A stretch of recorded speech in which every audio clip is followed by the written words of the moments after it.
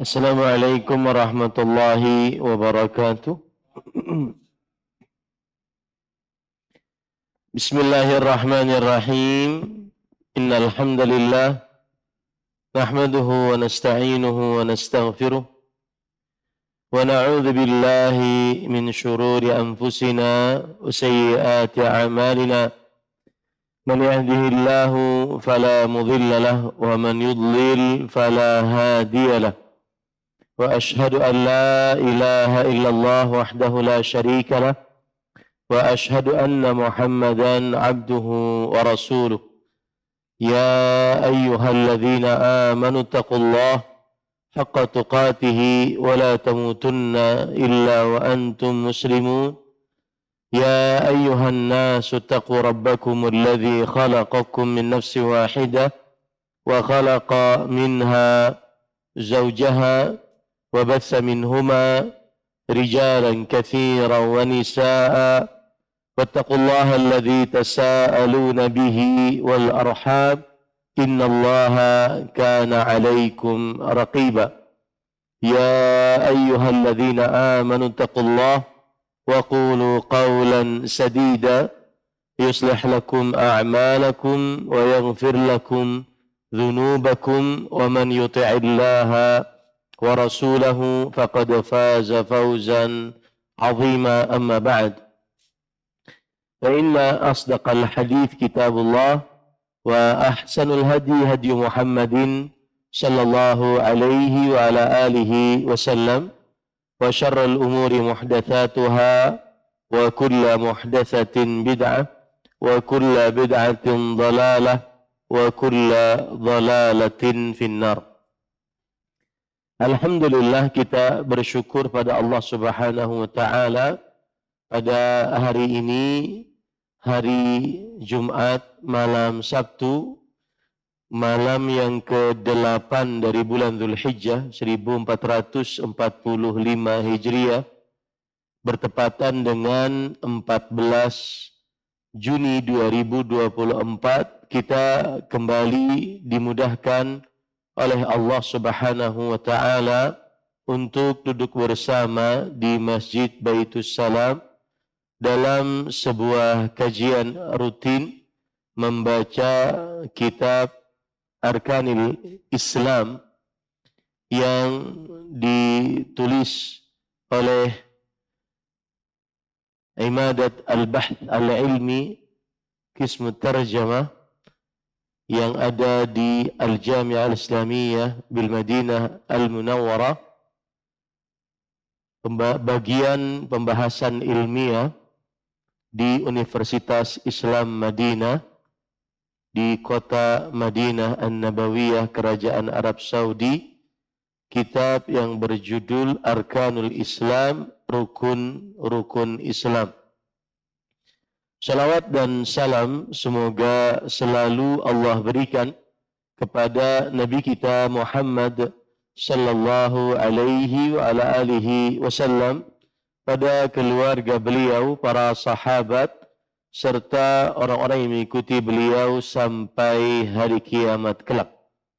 Dengan nama-nama Allah yang husna dan sifat-sifatnya yang ulia, kita berdoa, Allahumma inna nas'aluka ilman nafi'an wa rizqan tayyiban dan mutaqabbala, Allahumma amin.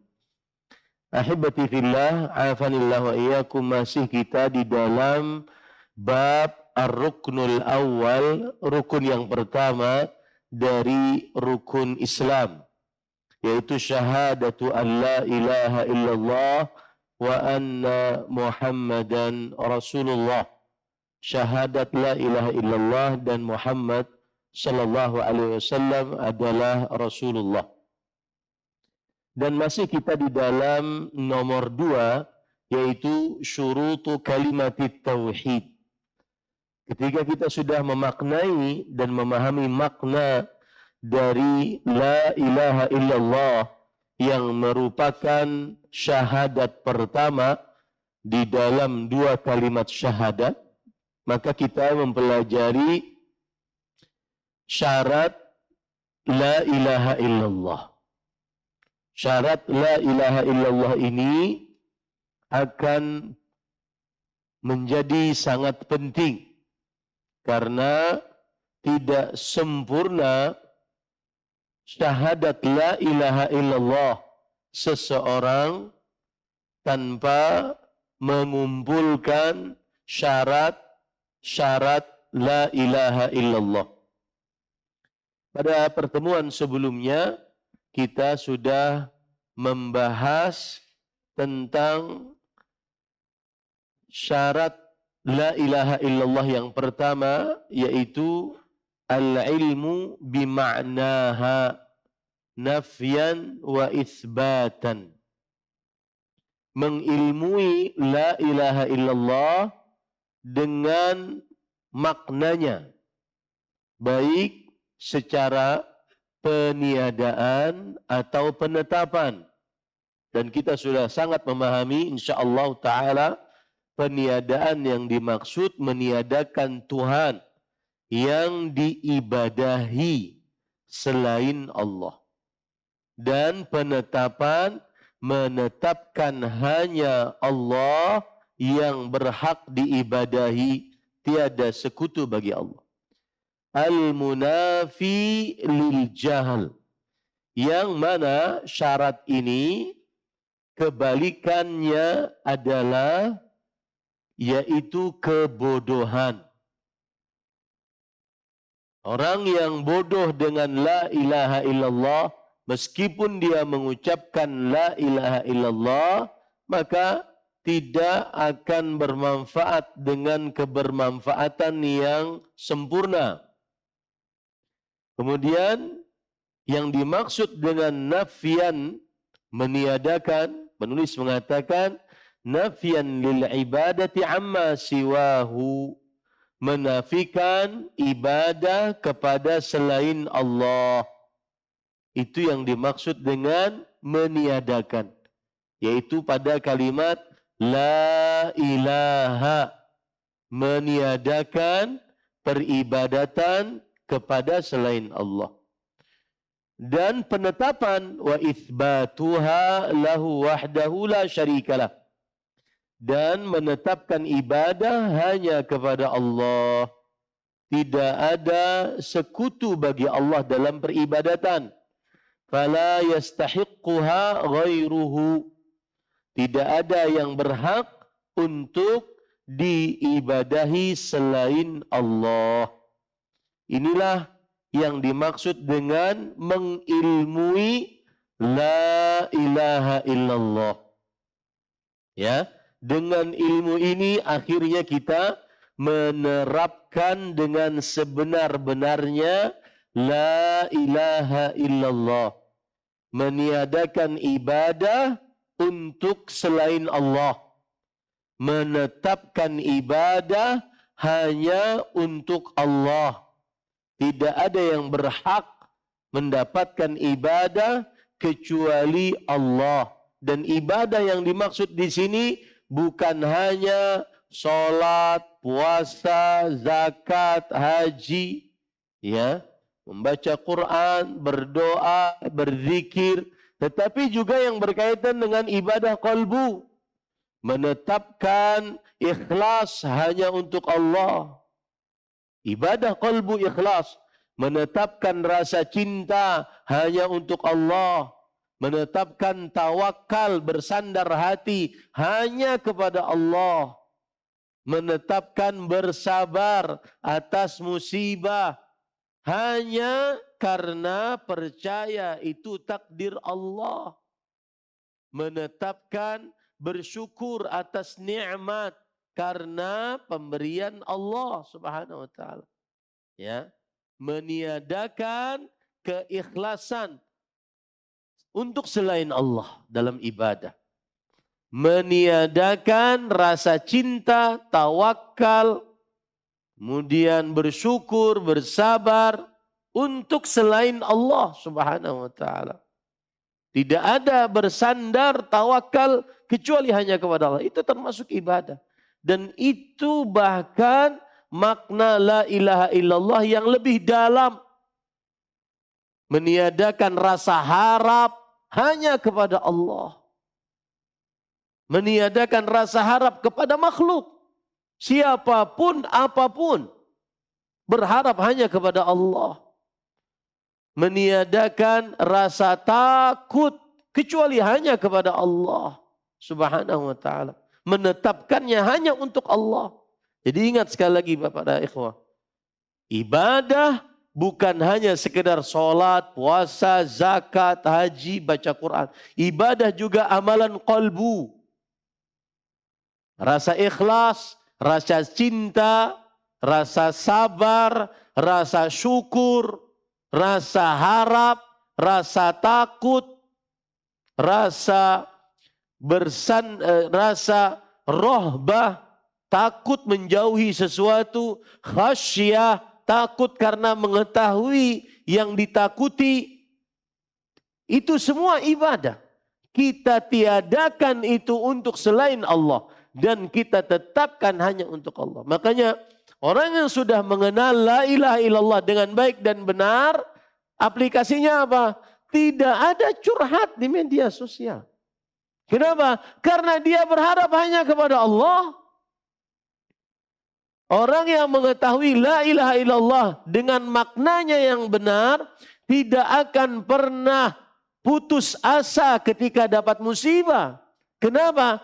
Karena dia tahu bahwasanya semua yang terjadi atau ujian yang terjadi harus disabari. Karena sabar hanya untuk Allah Subhanahu wa ta'ala.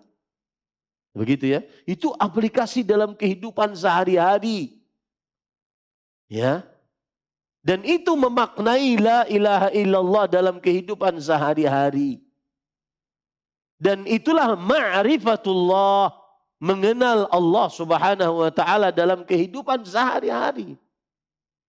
Jadi syarat yang pertama ini sangat penting, yaitu la ilaha illallah, memaknai atau mengilmui la ilaha illallah. Sekarang kita masuk kepada syarat yang kedua, yaitu al-yaqin al-munafi lisyak. Wadhalika bi an yantiqa biha an yaqinin mutmainnan biha qalbuhu muqinan bimadluliha yaqinan jaziman. Nah. Bismillahirrahmanirrahim. Syarat-syarat kalimat tauhid yang kedua yaitu al-yakin. Yakin meniadakan keraguan, artinya menuturkannya dengan penuh keyakinan, ketentraman hati, serta meyakini kandungannya dengan keyakinan yang kokoh. Nah, yang kedua adalah yakin. Yakin yang kebalikannya yaitu ragu. Orang yang mengucapkan la ilaha illallah harus yakin. Tidak boleh ragu. La ilaha illallah. Tidak boleh ragu. Harus yakin dia. Karena kalau seandainya dia ragu akan la ilaha illallah, maka tidak bermanfaat ucapannya. Ketika dia mengucapkan la ilaha illallah, dia yakin betul bahwasanya hanya Allah yang paling berhak diibadahi. Hanya Allah yang maha pencipta, pengatur, berkuasa. Maka tidak ada yang paling berhak diibadahi kecuali Allah Subhanahu wa ta'ala. Yakin seyakin-yakinnya. Dan keyakinan ini yang menumbuhkan tawakal. Keyakinan ini yang menumbuhkan semangat berdoa. Tuh lihat aplikasinya dalam kehidupan sehari-hari.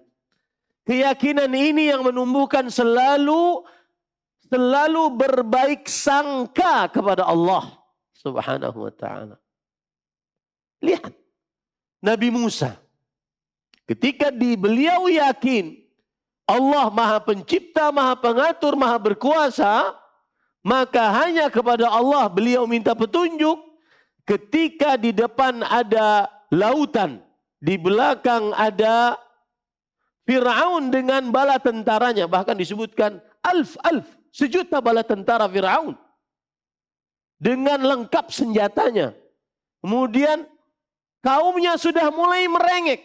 Ya Musa, inna lamudrakun. Wahai Musa, kita akan didapati nih oleh Fir'aun. Mati kita. Apa kata Musa alaihissalam? Kalla, tidak sama sekali. Inna ma'iya rabbi sayahdin. Ini keyakinan. Tidak sama sekali. Sesungguhnya bersamaku Rabbku. Ketika ada kesempatan di depanmu untuk bermaksiat dan di situ ada nilai plus dunia, maka kita harus yakin bahwasanya memilih jalan yang benar meskipun terlihat dia sedikit dunianya, harus yakin ini lebih berkah. Begitu pengamalan di dalam kehidupan sehari-hari. Yakin kepada la ilaha illallah saat mengucapkannya. Dan akhirnya memang Musa alaihissalam diberi petunjuk oleh Allah. Inna ma'iya rabbi sayahdin. Sesungguhnya bersamaku Rabbku yang akan memberi petunjuk. Lihat Nabi Ibrahim alaihissalam. Saya baru nulis tadi malam khutbah di masjid pesantren saya, Masjid Umar bin Khattab, pesantren Tanilmu. Khutbah dengan tema kekuatan tauhid dari kisah berkorban. Luar biasa. Nabi Ibrahim alaihissalam dilempar dengan pelontar yang namanya manjanik, pelontar besar. Dan subhanallah para ikhwah, itu kisah luar biasa. Nabi Ibrahim memang pantas menjadi imamul hunafa, pemimpin ahli tauhid. Seluruh penduduk negeri yang dirajai oleh Namrud membawakan kayu bakar. Bahkan ada ibu-ibu yang kalau seandainya dia hamil, dia bernazar. Kalau saya hamil, saya akan bawa kayu bakar segini untuk membakar Ibrahim alaihissalam. Nazar. Saking besarnya api tersebut, dilempar jangan jauh. Dalam keadaan sempit, mepet, kesulitan. Kemudian Jibril menawarkan, alakah hajat? Wahai Ibrahim, punya hajat enggak engkau? Dalam keadaan sempit, penuh dengan kesulitan, penuh dengan ini pasti mati nih. Di depannya pasti mati. Apa kata Ibrahim alaihissalam? Amma ilaika ala. Adapun kepada engkau wahai Jibril alaihissalam, enggak. Wa amma ilallah fabala. Adapun aku punya hajat kepada Allah, iya. Begitu tauhid. Tidak mudah putus asa orang yang bertauhid. Orang yang bertauhid penuh dengan keyakinan Allah pasti memberi petunjuk kepada kebaikan. Pilihanku ini. Tadi siang saya ditanya oleh orang habis kajian pada Jumat. Dan saya wartawan. Wartawan gosip. Saya sudah ngaji. Saya bertaubat. Wartawan ghibah.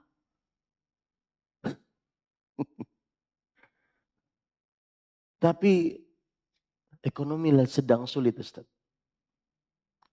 Saya cuma jawab, yakin kepada Allah akhi? Yakin Ustaz. Matanya mulai berbinar-binar. Matanya mulai berkaca-kaca. Yakin Ustaz. Orang bermaksiat saja dikasih rezeki oleh Allah. Masih bisa minum oleh Allah. Bagaimana orang yang taat kepada Allah Subhanahu wa taala? Cuma kadang innakum qaumun tasta'jilun.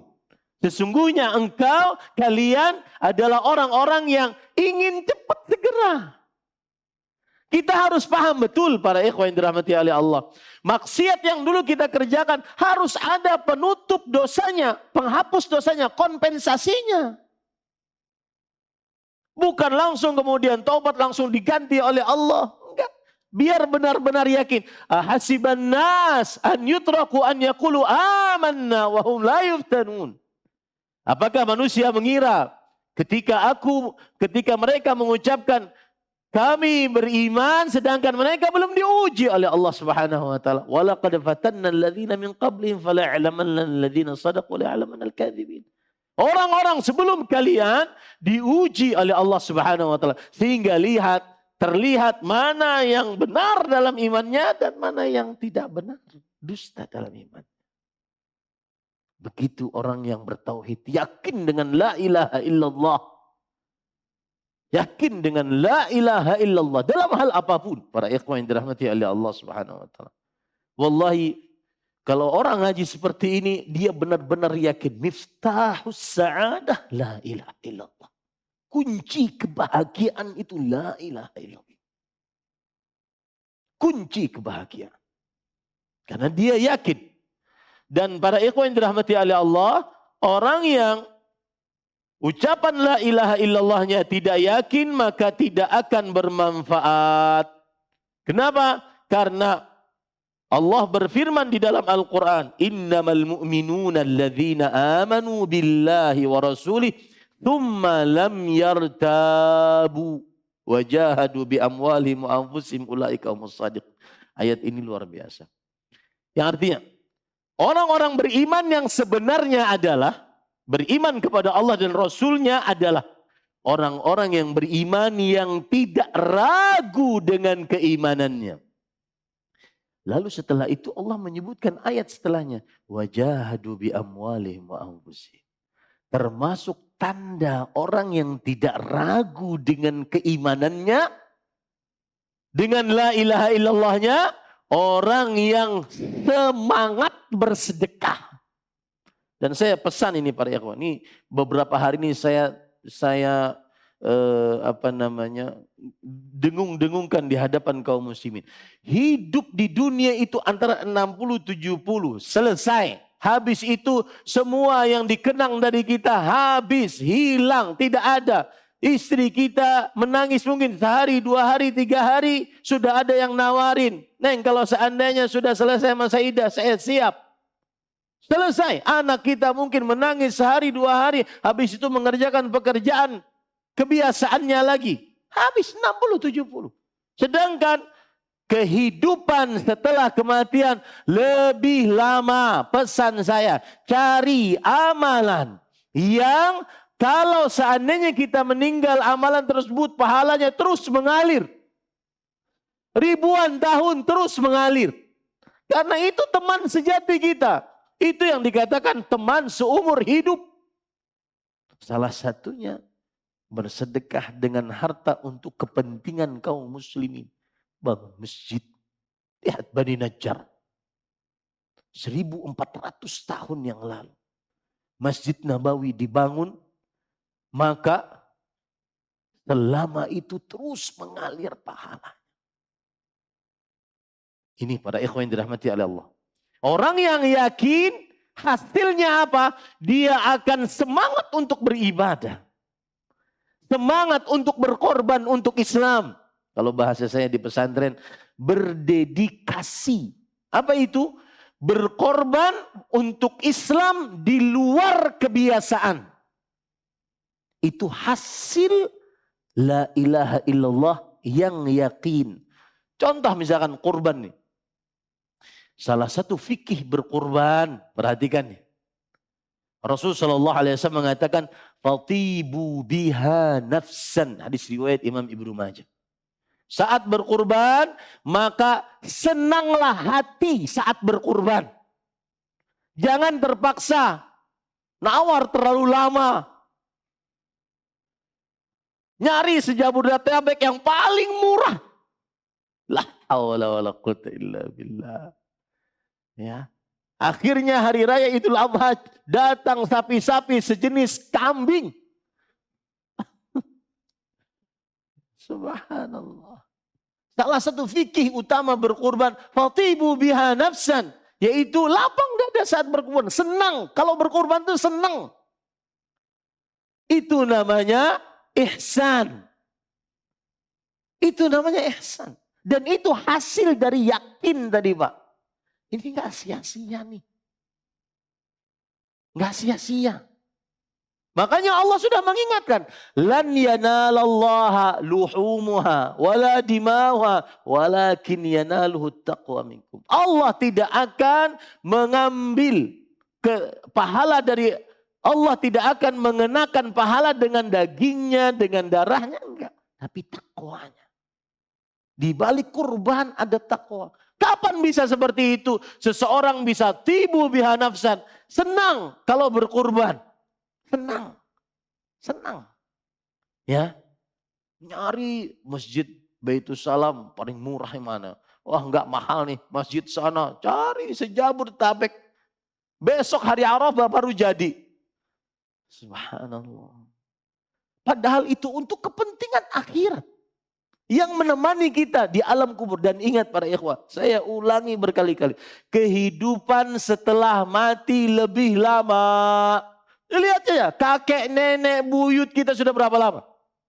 Ratusan tahun meninggalnya. Orang tua kita sudah berapa lama? Ya.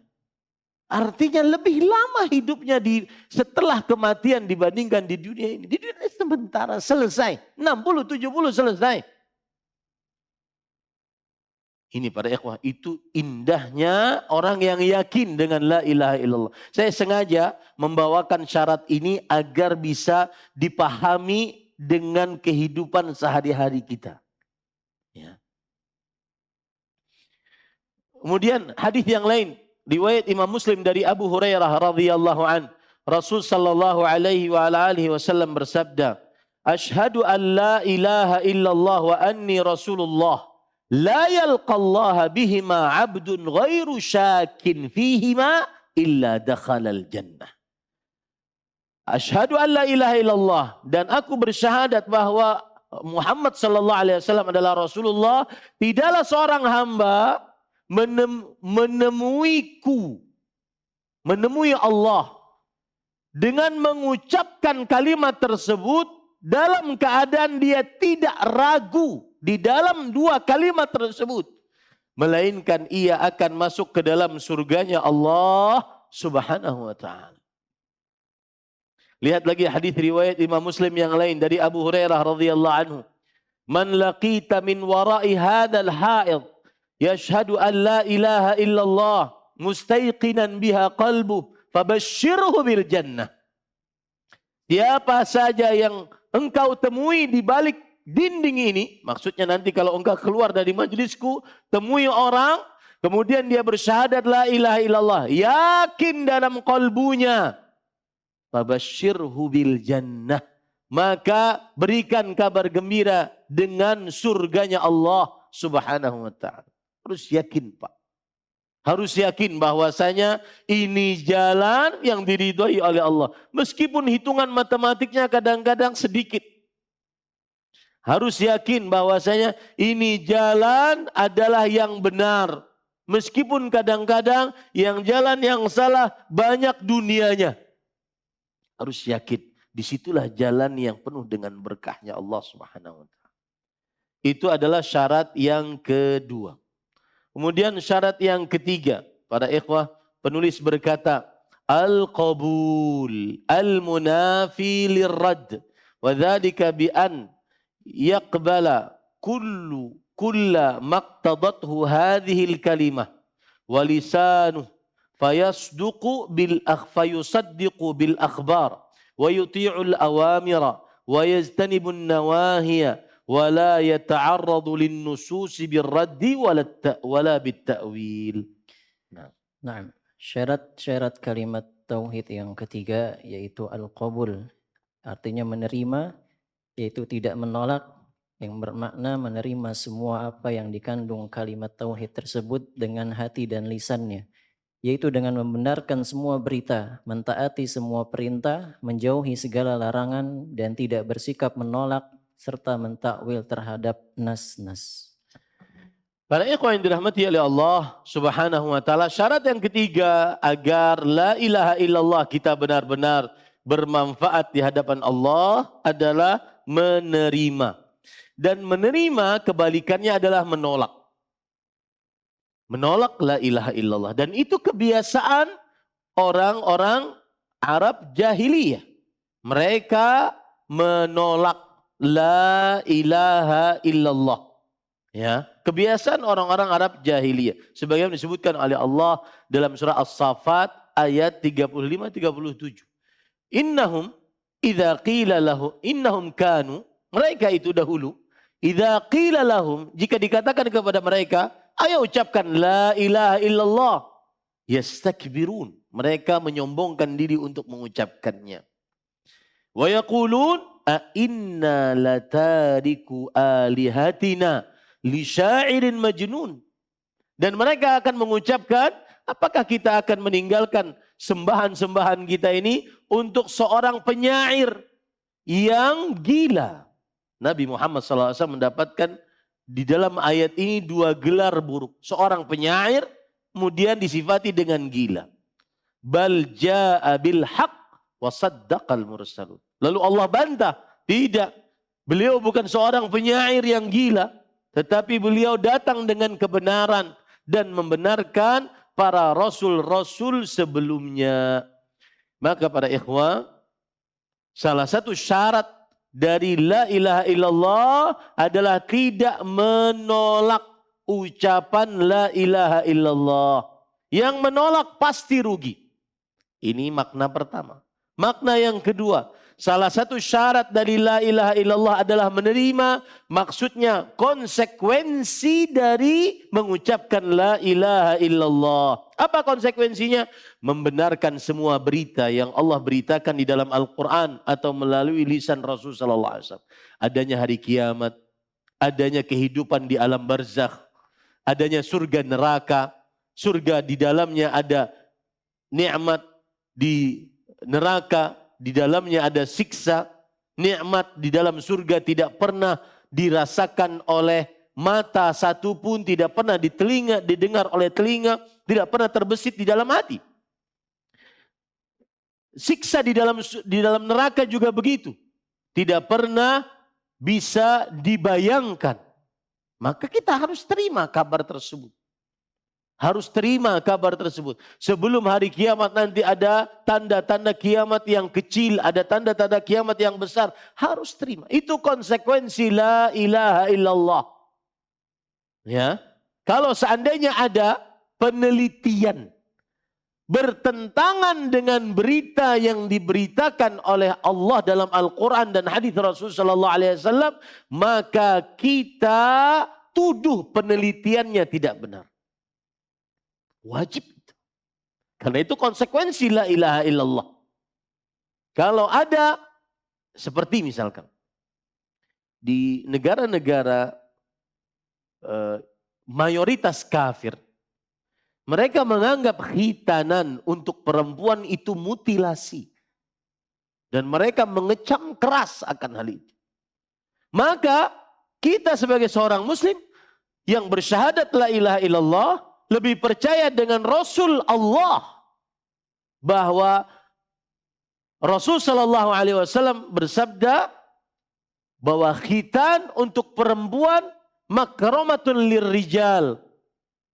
Dia adalah untuk perempuan adalah kemuliaan untuk para lelaki, lebih mendatangkan syahwat, lebih bersih, lebih mendatangkan kecantikan dan seterusnya. Kita harus lebih percaya dengan apa yang diberitakan oleh Rasul sallallahu alaihi wasallam. Contoh misalkan hadis tentang memasukkan lalat apabila dia jatuh ke dalam minuman. Bahwa satu sayapnya ada obat, satu sayapnya ada penyakit. Kita harus percaya itu. Meskipun nanti ketika masukkan, kita boleh antara tidak meminum dengan meminum. Tidak wajib untuk meminumnya. Tapi kita percaya bahwa fi janahihi da wa fi janahihin ukhra dawa. Ada penyakit, ada obatnya. Kita harus percaya apa yang diberitakan. Termasuk di dalamnya mentaati semua perintah. Orang yang la ilaha illallah harus menerima semua perintah. Ada sebagian manusia kadang-kadang mengucapkan la ilaha illallah, akan tetapi dia menganggap ucapan la ilaha illallah dengan konsekuensinya menyebabkan sulit hidupnya. Contoh misalkan, Ustadz, ini saya gara-gara saya berjenggot ini Ustadz, susah dapat pekerjaan Ustadz. Ya.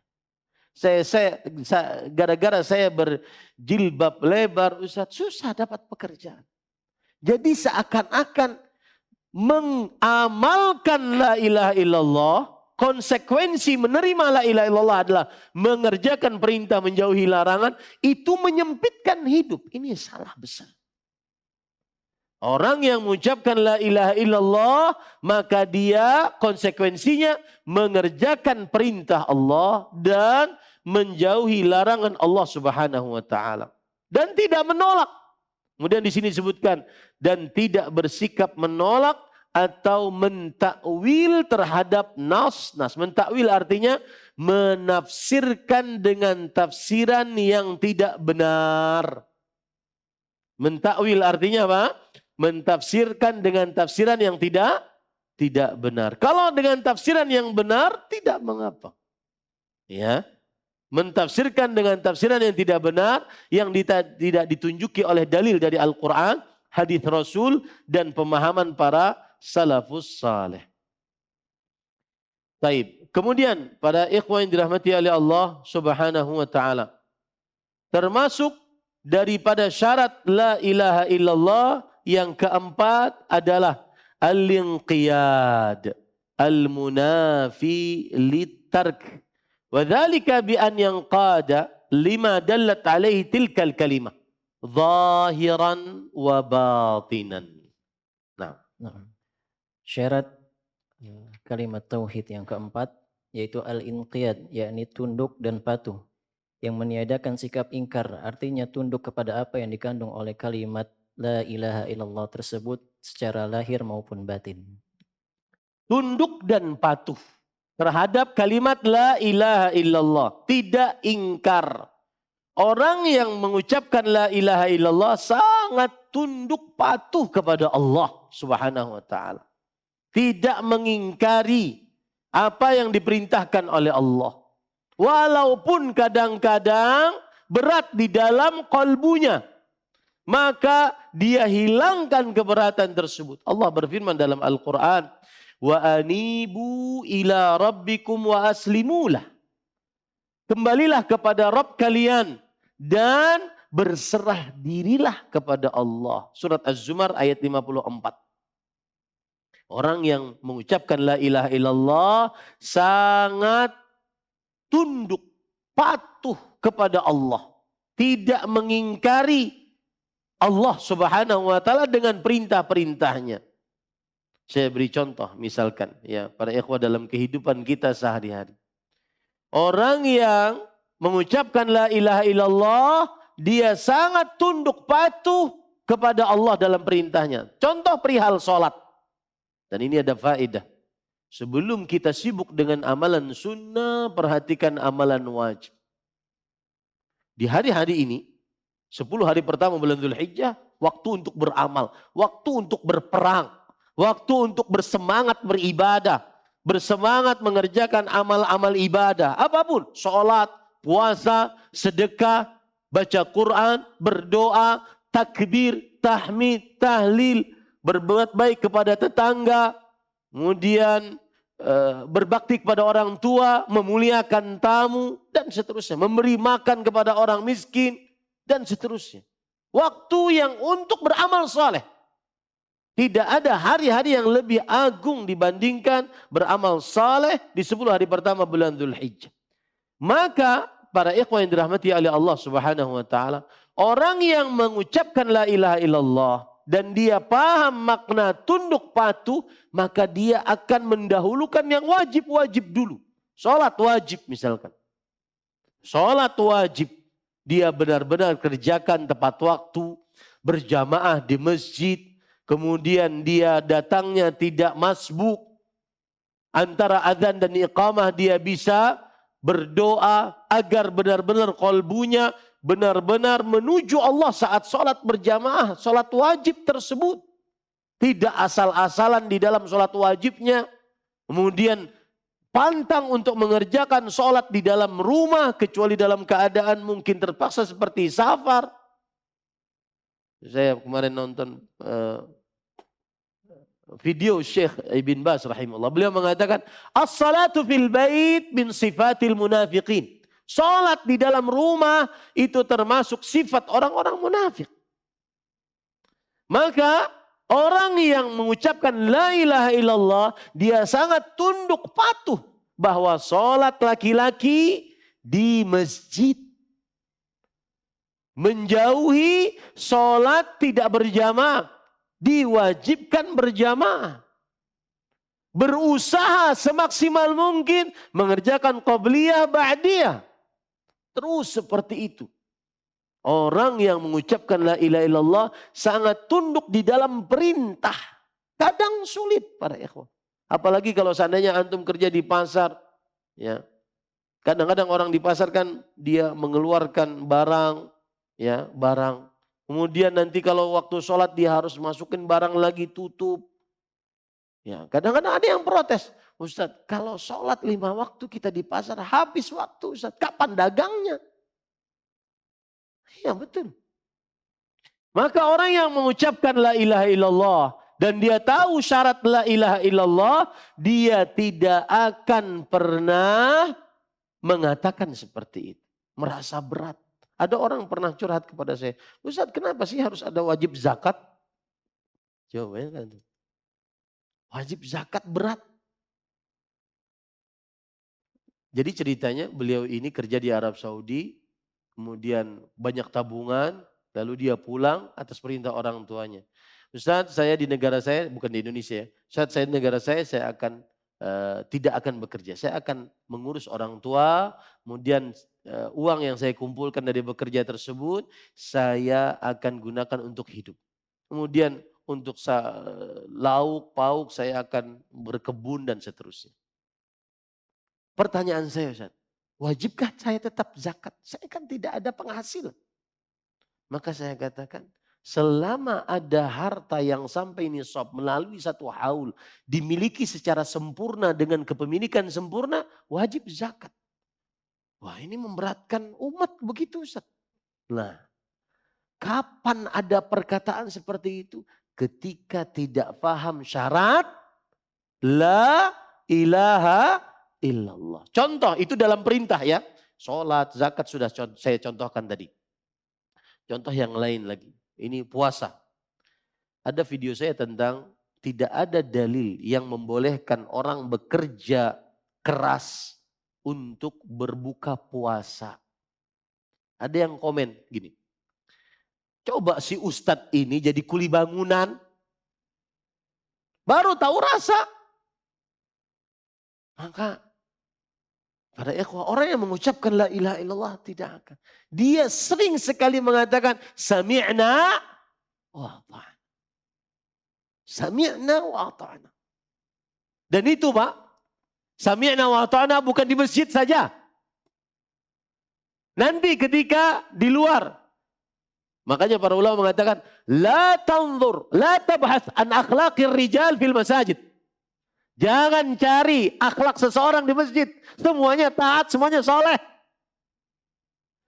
Ibhathu inda maqati'ul huquq. Cari kalau seandainya berhubungan dengan tanggung jawab dan kewajiban. Hutang piutang, sewa menyewa, pinjam meminjam. Cari itu. Apakah dia pakai kata kunci password? Afwan akhi. Afwan akhi apa? Bayar. Afwan akhi anak ajen. Enggak bayar. Ya. Kalau di masjid semuanya soleh. Semuanya soleh. Makanya para ulama mengatakan, la tabhathu an akhlaqir rijal fil masajid. Jangan cari akhlak manusia di masjid. Semuanya soleh. Cari ketika berhubungan dengan uang. Ketika safar, tuh safar ketahuan tuh. Bagaimana buruknya, bagaimana bakhilnya, bagaimana bosinya orang ini. Nggak mau berkhidmat kepada orang lain. Ya. Bagaimana macam-macam kelihatan akhlak saat safar. Makanya para ulama mengatakan as-safar yusfir. Safar itu membuka topeng seseorang sebenarnya.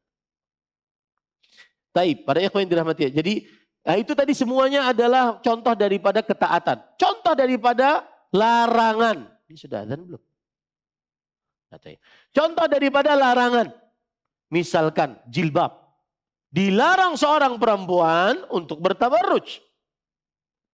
Maka pada saat itu orang yang mengucapkan la ilaha illallah dia sangat inqiyad. tunduk patuh kepada Allah Subhanahu wa taala.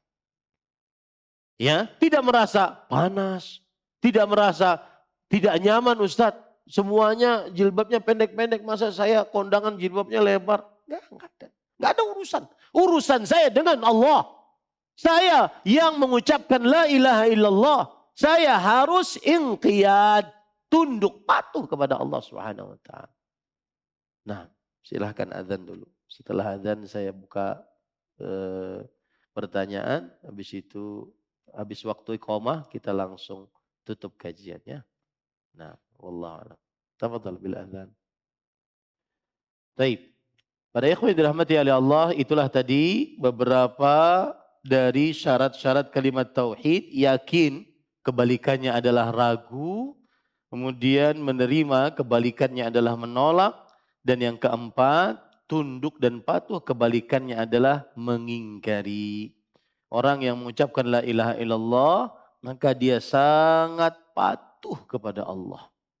Kadang-kadang dia harus berkorban perasaan, ketidakpercayaan, tetapi dia patuh kepada Allah Subhanahu wa taala. Baik. Jika ada pertanyaan dipersilahkan. Nah.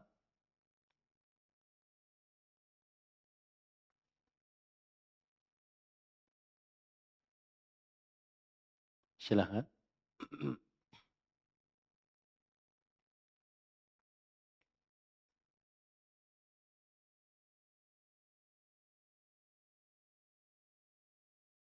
Pembicaraan tentang la ilaha illallah, jika hanya dipahami dengan apa yang disebutkan di sini, kemudian saya menyebutkan dalilnya, sedangkan tidak memakai contoh-contoh yang ada, maka tidak akan dimaknai di dalam kehidupan sehari-hari.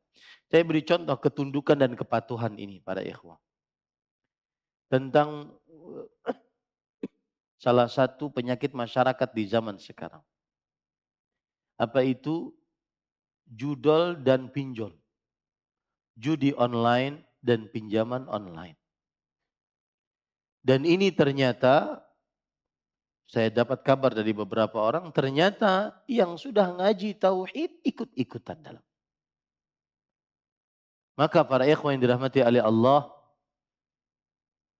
harus takut kepada Allah Subhanahu wa taala. Dan ini timbul rasa takut karena ketundukan kepatuhan. Pinjol, riba, tanpa ada keraguan di dalam. Larangan, haram, dosa besar, mendatangkan laknat. Dan lebih parah daripada berzina dengan ibu kandung. Kemudian pasti mendatangkan keburukan, pasti itu, pasti. Semestinya dia paham. Dan ketika dia mengucapkan la ilaha illallah, maka dia tunduk patuh. Harus dijauhi. Kemudian juga minuman khamar. Dan ini memang sudah jadi, ya bukan minuman khamar.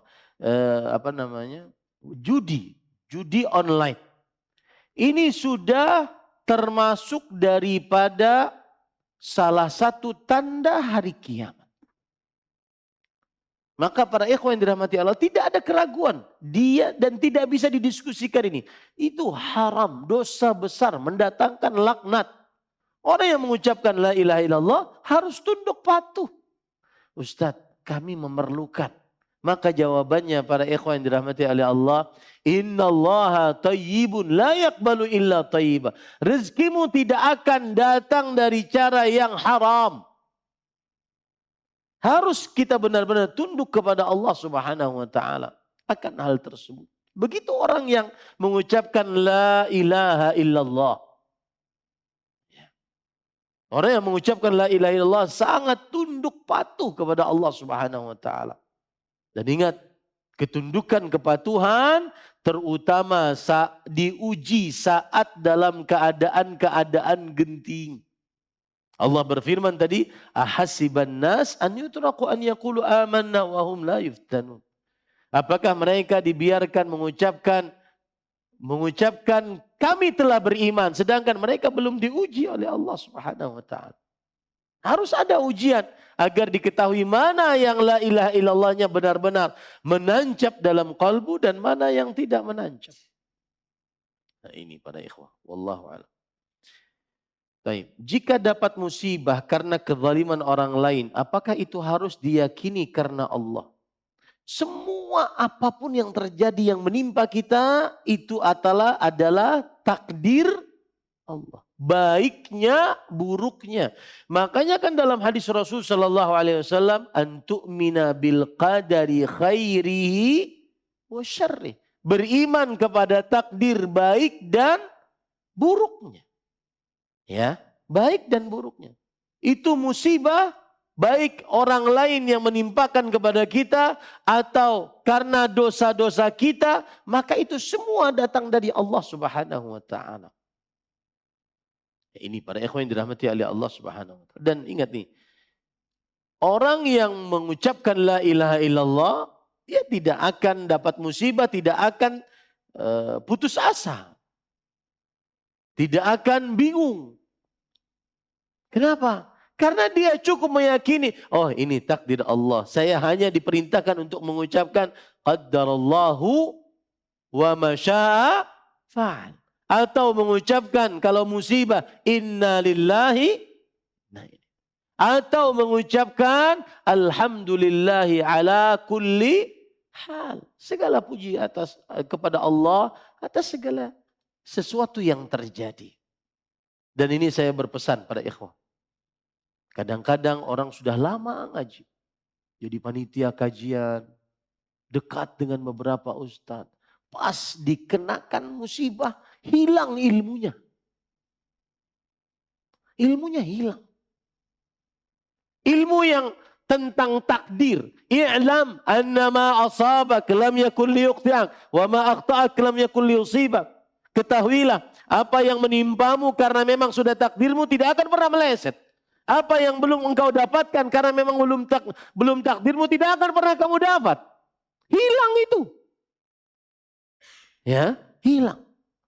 Yang ada sebagian manusia kalau sudah dapat masalah, dapat musibah, ujian, kesulitan, maka dia seperti mengatur dirinya sendiri. Dan itulah hasil dari ucapan la ilaha illallah yang tidak memenuhi syarat. Saya beri contoh. Ada orang sekretaris camat. Di kita di kampung sekretaris camat itu jabatan oke. Ya. Berselingkuh, ketahuan sama istri. Saya diamkan aja, dia cerita macam-macam. Lalu saya tanya, lalu sekarang apa yang Bapak ingin lakukan? Sepertinya gini Ustadz, nanti saya akan menghadap mertua, saya akan bilang begini, saya sudah nikah poligami dan seterusnya begini. Dia ngatur dirinya sendiri. Dan kebanyakan orang meskipun sudah ngaji tauhid, ketika dia sudah dapat kesulitan, dia seperti ini kelakuannya. Lupa dia dengan bacaan yang dia baca setiap pagi. Ya Hayyu ya Qayyum. Wahai yang maha hidup dan maha berdiri sendiri. Birahmatika astaghith. Dengan rahmatmu aku minta pertolongan dalam keadaan yang sempit. Aslih li sya'ni kullah. Perbaiki urusanku. Fala takilni ila nafsi tarfata'in. Jangan sandarkan diriku kepada diriku walau sekejap mata. Sebagian orang difitnah Pak. Ya, difitnah orang lain. Seperti ini nih, mungkin kena fitnah dari orang lain. Langsung dia muter. Bagaimana fitnah itu hilang dari diri saya. Saya harus klarifikasi. Harus. Ya, perbaiki hubunganmu dengan Allah. Allah akan menyelesaikan urusan semua. Begitu orang yang bertauhid. Jadi subhanallah, la ilaha illallah jika dimaknai dengan benar. Dia akan menjadi manusia yang paling bahagia. Wallahi paling bahagia. Saya pernah nonton kajian seorang syekh. Hanya orang-orang yang bertauhid yang paling bahagia. Tertimpa nikmat, dapat nikmat, bersyukur. Alhamdulillah. Saat musibah bersabar. Innalillah. Saat berdosa istighfar. Astagfirullah. Ustaz, semudah itukah dosa? Iya. Memang itu yang Allah inginkan. Laulam tudhnibu la dhahaballahu bikum wa la ja'a biqaumin yudhnibun hatta yastaghfiru. Kalau kalian tidak berdosa, Allah akan ganti kalian dengan orang-orang yang berdosa. Allah akan hilangkan kalian, wafatkan kalian. Ini sejenis malaikat wafat aja nih. Allah akan datangkan orang-orang berdosa agar mereka istighfar. Segampang itu menjadi hamba Allah yang mengucapkan la ilaha illallah. Ini para ikhwan yang dirahmati oleh Allah Subhanahu wa taala. Saya paham di balik pertanyaan ini, jika dapat musibah karena kezaliman orang lain, apakah itu harus diyakini karena Allah? Iya, semuanya kan dari Allah. Maksud beliau, Ustadz, kenapa saya kena musibah ya Ustadz? Ya. Maka jawabannya, Allah Maha Kuasa dan musibah itu tidak melulu karena dosa. Musibah Allah ingin mengangkat derajat, menghapus dosa. Ada hadis yang berbunyi bahwa seseorang tidak akan sampai derajat tertentu kecuali dengan dia mendapatkan musibah. Bersyukurlah kepada Allah Subhanahu wa taala. Ini pertanyaan pakai bahasa Arab, saya terjemahkan. Assalamualaikum Ustadz, bagaimana kabarnya? Saya berharap nasihat bagaimana semangat untuk belajar karena saya melihat engkau semangat untuk mengajarkan kaum muslimin. Enggak ya, kita enggak semangat, kita pemalas. Kelihatannya aja semangat ini. Ya, malas. Maka para ikhwan yang dirahmati oleh Allah Subhanahu wa taala, yang jelas kita harus memproyeksikan hidup kita bagaimana setelah mati selamat. Dengan mengamalkan la ilaha illallah yang sudah kita pelajari syarat-syaratnya. Ini yang bisa disampaikan. Subhanakallahumma wa bihamdik. Asyhadu an la ilaha illa anta astaghfiruka wa atubu ilaik. Wa sallallahu nabiyana Muhammad walhamdulillahi rabbil alamin. Wassalamualaikum warahmatullahi wabarakatuh.